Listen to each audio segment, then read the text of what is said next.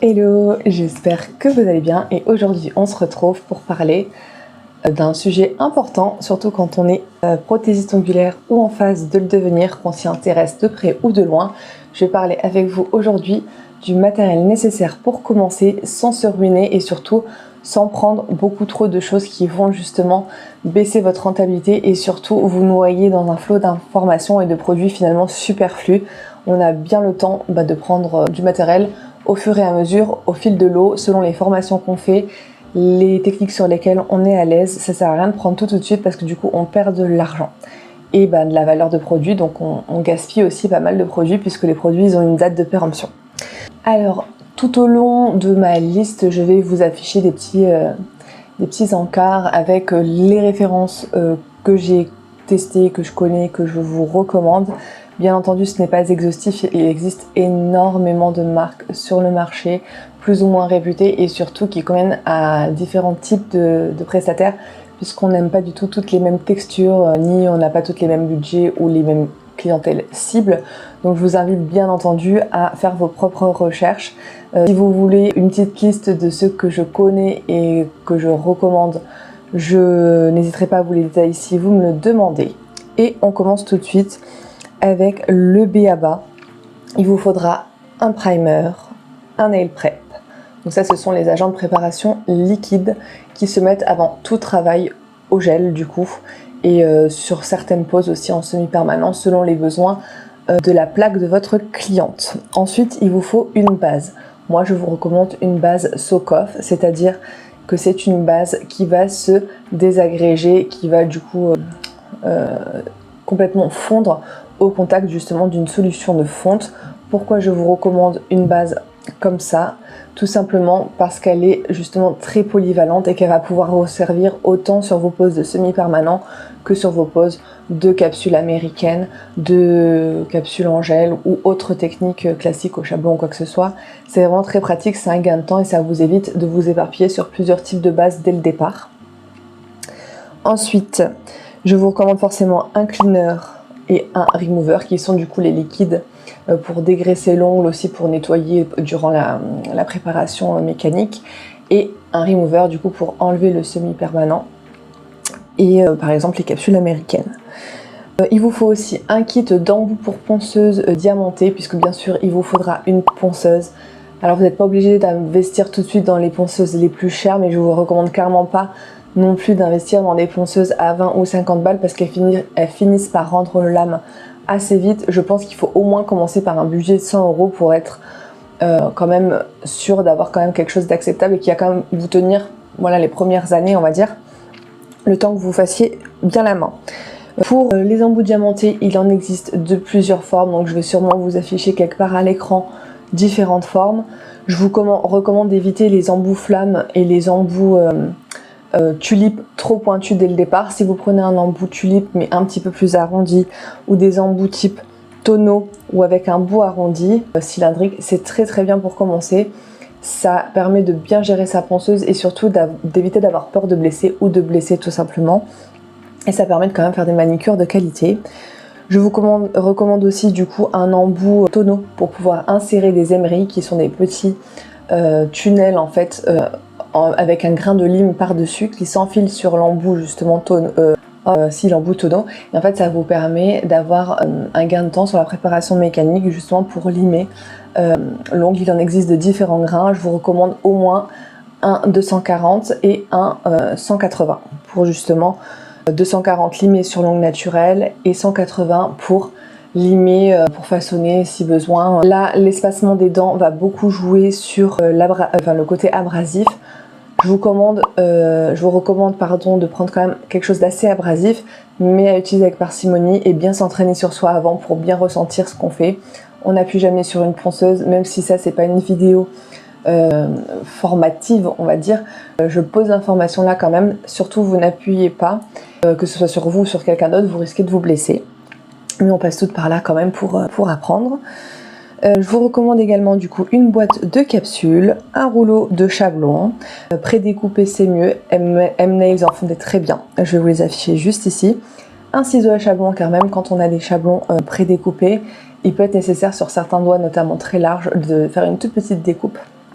Et une boîte de pop-its. Alors bien sûr, si vous comptez pas vous former sur une des techniques, c'est peut-être pas nécessaire de prendre tout dès le départ. Mais si vous voulez être polyvalente et surtout tester un petit peu tout ça, vous pouvez prendre un de chaque, sachant que les chablons, vous pouvez pour commencer prendre, je crois, par 50 au lieu de prendre un gros rouleau de 500, c'est moins cher et surtout ça vous permet de les essayer avant. Bien entendu, une lampe UV, une mini lampe. Pour ça, je vous recommande vraiment de bien vous informer sur la qualité des lampes. Prendre des lampes de qualité qui sécheront bien à cœur vos vernis et votre gel. Un aspirateur, même si au début vous ne prenez pas un gros aspirateur, prenez-en un. C'est super important pour préserver vos voies respiratoires. Les produits, quand on les ponce, ils sont très volatiles, ça fait beaucoup de poussière. Et votre santé est primordiale parce que sinon ça va vous handicaper dans votre métier et surtout ça risque de vous faire des gros problèmes de santé. Il vous faut également des limes, des buffers. Donc lime, il vous faut grain de 140 et 180 pour commencer. Du grain 80 aussi, ça peut aider dans les déposes, notamment pour rendre poreux le vernis semi-permanent avant de mettre les papillotes pour mettre le produit de dépose. Il vous faut du coup aussi des papillotes, c'est très pratique pour enlever le semi-permanent, que vous pouvez aussi enlever à la ponceuse, mais au début, c'est vrai qu'on est souvent plus à l'aise avec les papillotes. Je vous recommande aussi au moins d'avoir 2 pinceaux liner. Pour ma part, je vous recommande le 12 mm et le 20 mm qui sont assez polyvalents. Je vous conseille un pinceau gel qui a un côté pinceau gel et un côté liner, ça permet de gagner du temps pendant les pauses. Un pinceau anneillard, ça c'est optionnel, et des Dotyk Tools, c'est aussi optionnel, mais ça peut être sympa d'en avoir un pour faire un petit peu quelques petits nail art faciles. Et ensuite, qu'est-ce que je vous recommande? Du coup, des gels, forcément. Pour les gels, attendez, est-ce que ça s'est pas mis tout dans le bon sens?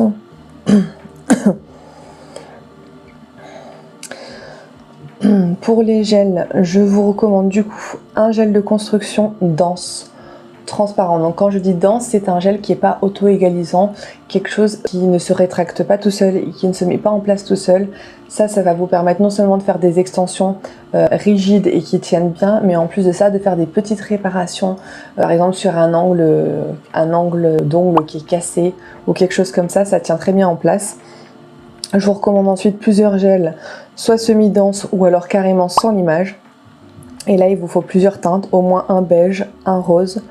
Pourquoi pas un pour les peaux à carnation foncée, notamment si vos modèles ont la peau mate ou noire, ça peut vous aider à faire du coup des jolis French et leur proposer une gamme de produits qui peut leur convenir. Comme ça permet d'être quand même inclusif. Un transparent bien sûr et un blanc milky. Bien sûr au début vous n'êtes pas obligé de tout prendre, ou alors vous pouvez prendre des petits pots de 15 grammes qui sont moins chers et qui vous permettent quand même de tester un petit peu de tout. Ou si vous avez vraiment un budget très très serré, prenez un gel monophase. Et dans ce cas là vous pouvez en prendre un par exemple transparent et un plutôt couleur chère, mais essayez de trouver une teinte qui peut être vraiment globale et aller à tout le monde. Les gels monophase, c'est quoi? C'est des gels en fait qui font à la fois base, construction et top coat en fait. Enfin, il n'y a pas besoin de mettre quelque chose autre que le gel. C'est une solution très économique, mais après c'est pas non plus des gels qui permettent d'être très polyvalents dans ce qu'on peut faire avec. Mais pourquoi pas pour commencer, ou dans des cas très spécifiques. Ensuite, je vous recommande de prendre un kit de couleurs, ne vous éparpillez pas trop. Pourquoi pas un bordeaux, un noir, un blanc, un rose un petit peu poupée, un prune, un rouge style rouge Ferrari quoi, un rouge sang, un orangé ou un corail, un bleu roi, un vert d'eau, un bleu ciel, un argenté, un doré, un violet. Enfin après voilà, vous faites vraiment en fonction de vos goûts, mais prenez des couleurs vraiment assez bateau. Et au fur et à mesure, en fonction de la demande ou en fonction de vos envies, vous pouvez en rajouter de temps en temps quand vous faites votre réassort. Voilà, 2, 3, 4 couleurs. Je vous recommande certaines marques, notamment la marque Cani, qui est très très abordable. Ils font des kits de 6 vernis à des prix quand même défiant toute concurrence. Vraiment, ils sont très bien. Je les ai testés, j'ai presque même que de ça. Et ils sont très couvrants, enfin moi je les adore. Et il y a aussi d'autres marques que je manquerai pas de vous montrer à l'écran si ça peut vous intéresser. Ensuite, je vous recommande d'avoir 2 top coats, un que vous utilisez par-dessus tout ce qui est paillettes, chrome, etc. et un que vous utilisez que sur de la couleur simple, ça vous évitera de mélanger et de mettre de la paillette partout. Un top coat mat, c'est nécessaire dans certains nail art ou dans certaines techniques, ou tout simplement si votre cliente veut une finition mat. Pourquoi pas en option, si vous le souhaitez, un top coat pailleté, ça peut permettre de rehausser une couleur. Et un repose-main, c'est optionnel. Au début, vous pouvez vous servir de votre lampe comme repose-main, mais ça peut aussi être un supplément confortable pour votre cliente. Une Rhinestone Glue, donc c'est une colle exprès pour tout ce qui est strass et tout et qui colle vraiment très fort, donc c'est vraiment très bien si vous voulez mettre de la petite déco et ça permet voilà à moindre coût d'avoir de quoi décorer vos ongles. Je vous recommande aussi, si vous avez des capsules, de prendre une guillotine ou un coupe-ongle justement pour les tailler à la bonne taille avant de faire votre construction dessus. Une pince à pincher pour justement les ongles plutôt larges pour faire un joli C-curve et venir harmoniser un petit peu la pose. Et pourquoi pas aussi, optionnel, mais un kit de poudre chrome et un kit de strass, perles ou breloques, quelques stickers, des petites choses qui peuvent vous aider à décorer un petit peu, mais surtout au début on se concentre surtout sur sa structure, et voilà, des petits éléments de déco comme ça peut être sympa, ça demande pas beaucoup de technique, et je pense que là on est déjà vraiment pas mal pour un kit complet. Pour débuter. Si vous pensez que j'ai oublié des éléments, n'hésitez pas à les rajouter dans les commentaires pour rendre la liste la plus exhaustive possible, mais en gardant à l'esprit que cette liste concerne vraiment le cœur du métier, et surtout c'est pour vraiment ne pas prendre de choses superflues. Donc c'est vraiment les essentiels, ultra essentiels, sans lesquels on ne peut pas travailler entre guillemets convenablement. Le reste vient avec le temps, bien entendu. Je vous fais des bisous, j'espère que cette liste vous a plu et vous aura aidé, et je vous souhaite beaucoup de chance du coup dans vos projets de prothésie ongulaire. Bisous. J'ai oublié de le préciser dans la vidéo, mais tu auras aussi besoin d'un pusher et d'un ciseau à cuticule pour enlever les peaux récalcitrantes et surtout bien dégager la plaque d'ongle pour tes poses. Moi c'est Charlotte, j'ai 28 ans, je suis prothésiste ongulaire depuis 4 ans maintenant et j'ai été récemment diplômée en esthétique. Tu peux suivre au travers de mes différents réseaux, donc YouTube, Insta et TikTok, mes aventures dans le métier et voir l'évolution de ma carrière en tant que prothésiste ongulaire et esthéticienne. C'est un univers qui me passionne chaque jour et que je partage avec vous au travers de mes différents contenus. Alors pense à t'abonner et à bientôt pour une prochaine vidéo. Bisous!